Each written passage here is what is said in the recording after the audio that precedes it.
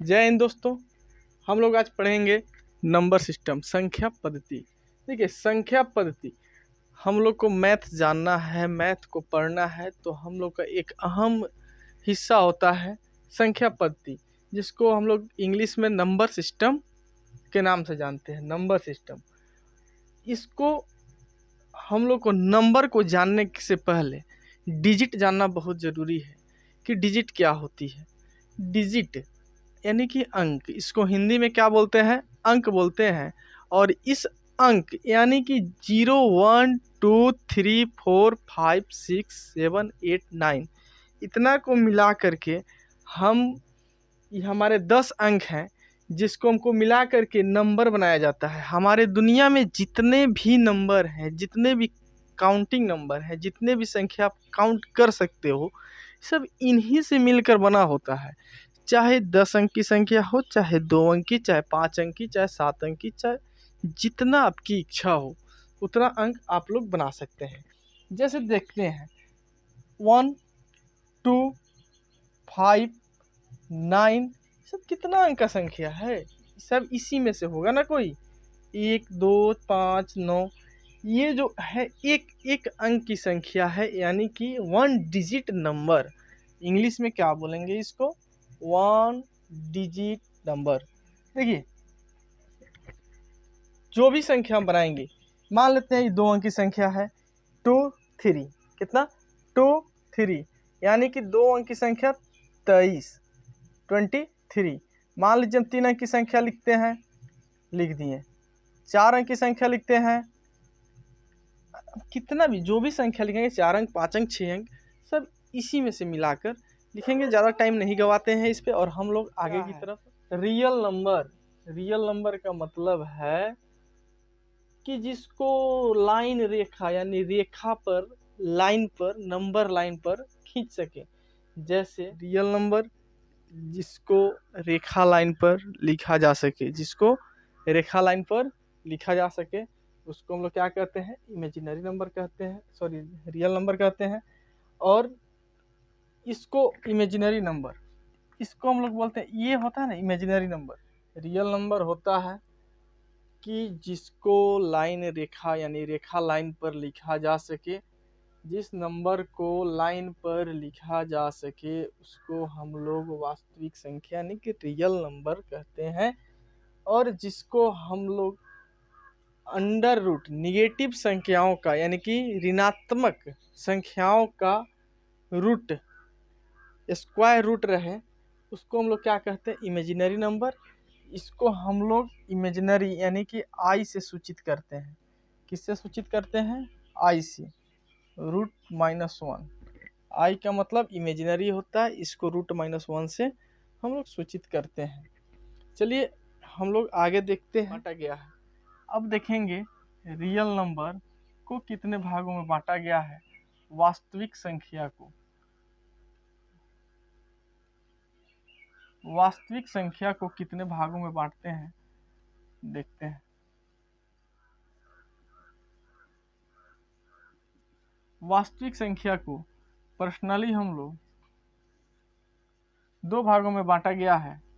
एक पूर्णांक यानी कि इंटीजर कहते हैं, और दूसरा दशमलव को बोलते हैं डेसिमल। डेसिमल में बांटा गया है। वास्तविक संख्या यानी कि रियल नंबर को, वास्तविक संख्या को 2 भाग में बांटा गया है। एक होता है पूर्णांक संख्या, दूसरी होती है दशमलव संख्या, है ना। और पूर्णांक को भी 2 भागों में बांटते हैं, जिसको बोलते हैं निगेटिव इंटीजर और पॉजिटिव इंटीजर। निगेटिव मतलब निगेटिव संख्या, NEG, निगेटिव इंटीजर और पॉजिटिव इंटीजर।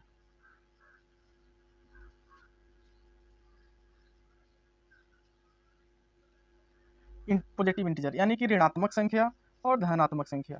ऋणात्मक संख्या, ऋणात्मक पूर्णांक और धनात्मक पूर्णांक। ऋणात्मक पूर्णांक और धनात्मक पूर्णांक दो में बांटा गया है। रियल नंबर को वास्तविक संख्या यानी कि पूर्णांक में और दशमलव यानी कि इंटीजर और डेसिमल 2 भागों में बांटा गया। पूर्णांक को फिर से 2 भाग में बांट दिया गया, ऋणात्मक संख्या और धनात्मक संख्या।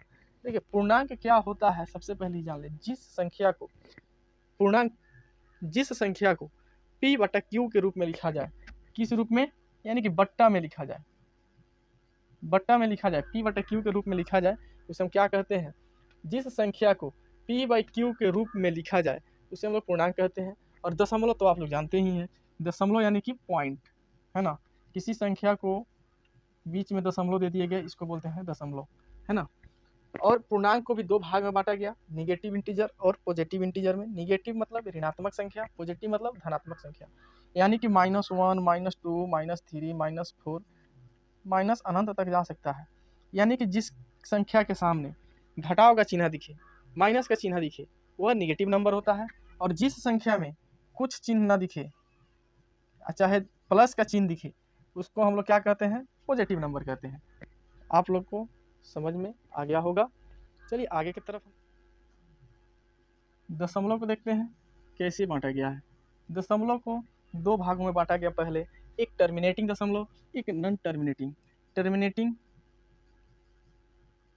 एक टर्मिनेटिंग, एक नॉन टर्मिनेटिंग। नॉन टर्मिनेटिंग यानी कि शांत दशमलव, टर्मिनेटिंग शांत दशमलव होता है हिंदी, और नॉन टर्मिनेटिंग अशांत दशमलव।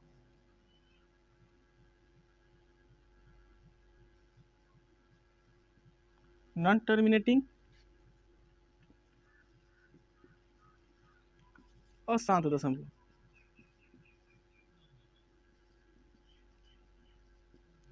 टर्मिनेटिंग देखिए सर, दशमलव को दो भागों में बांटा गया है, टर्मिनेटिंग और नॉन टर्मिनेटिंग। टर्मिनेटिंग होता है शांत दशमलव और नॉन टर्मिनेटिंग अशांत दशमलव। अशांत दशमलव का मतलब शांत और अशांत, यानी इसके पास शांति है और इसके पास अशांति है, यानी अशांत है, कभी चैन में नहीं है, हमेशा बेचैन हुआ रहता है।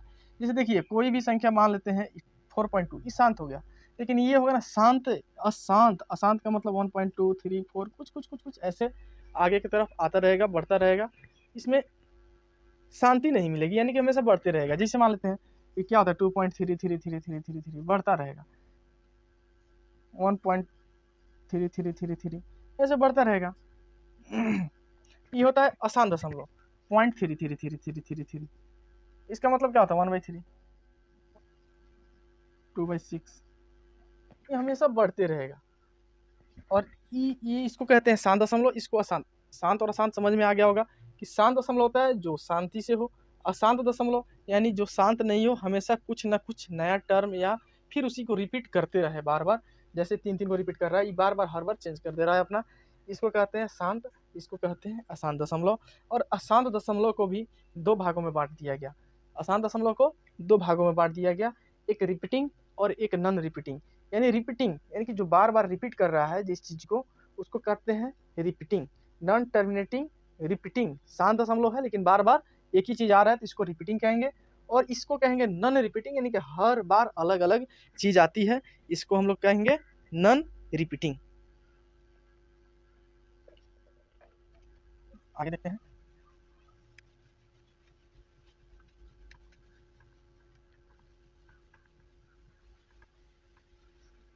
रियल नंबर को देखे थे कि इंटीजर को दो भागों में बांटा गया। हमारा इंटीजर उसको कितने भागों में बांटे थे, दो भागों में बांटा हुआ था।